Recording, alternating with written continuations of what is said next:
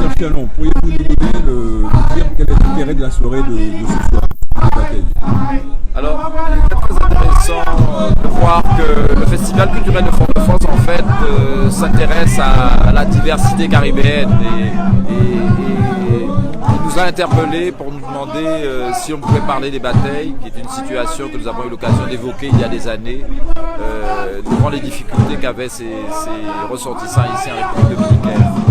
Donc, on doit les remercier du fait qu'ils ont invité quand même Juan Misoyan qui vit dans les batailles, ainsi que ce groupe qui joue aussi de la musique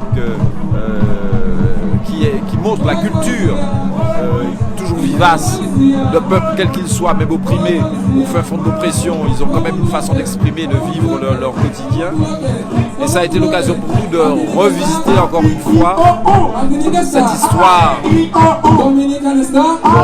revisiter encore une fois cette histoire si proche de nous et en même temps si terrible, de l'histoire d'Haïtiens qui sont partis en Dominicaine à la recherche de meilleurs êtres. Ils se sont trouvés dans une exploitation infâme de pouvoir capitaliste, comment dirais-je, vorace et sans foi ni loi.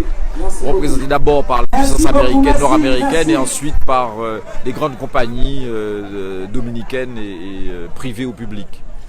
Et ça, c'est quand même une histoire qui évolue heureusement, mais qui tarde à se terminer, puisque nombre de personnes dans ce pays n'ont toujours pas d'identité, et que récupérer son identité, c'est quand même récupérer une certaine dignité, un devoir, une capacité du moins à vivre pleinement sa vie, fût-ce dans la misère.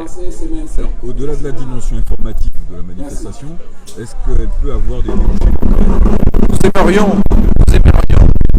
que Québec, Misoyan, qui est maintenant le premier noir originaire des batailles de sa communauté, que ça puisse être l'occasion de mettre en place des projets qui permettent un meilleur développement une amélioration des conditions de vie des personnes. Et nous allons, par le biais du comité, par le devoir de mémoire, mais aussi par le biais d'une association qui s'appelle les Acaraïbes, nous allons essayer de porter notre solidarité et notre accompagnement auprès des Haïtiens et des batailles. N'oubliez pas.